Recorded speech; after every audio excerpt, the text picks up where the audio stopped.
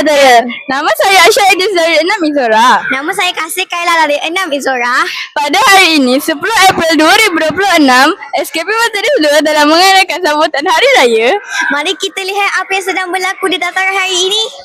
Raya ini dimulakan dengan ucapan Tuan Guru Besar. Nak tengok masa-masa dah. Okey kan? Dan balik ni kena Burung kenari hinggap sebentar di dahan mati. Alunan suara menusuk hati. Sama saksikan nyanyian.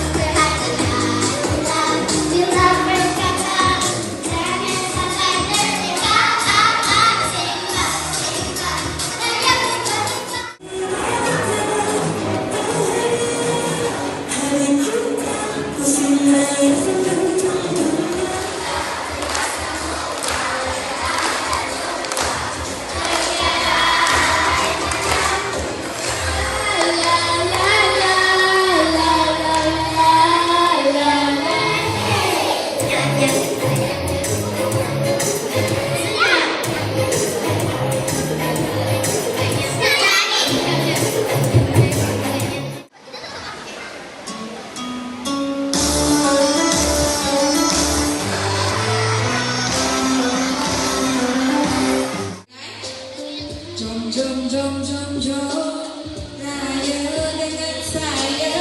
Baru semalam kita jumpa.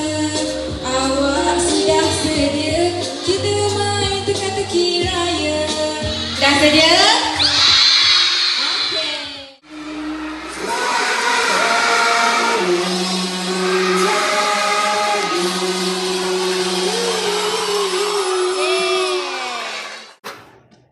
Wah, meriah sungguh kan? Acara yang paling dinanti-nantikan oleh semua guru kelas iaitu Dekor Raya.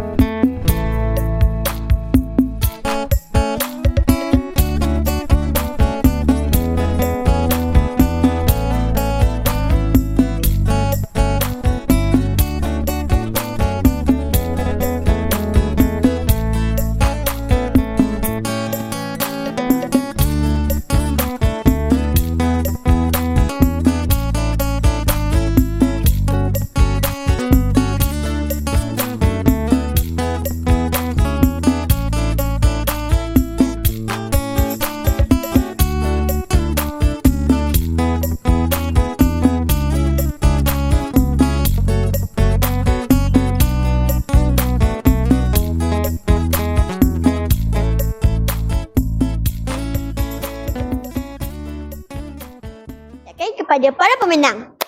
Akhir sekali, kami ingin mengucapkan Selamat Hari Raya Aidilfitri. Maaf zahir dan batin. Itu sahaja dari kami. Bye.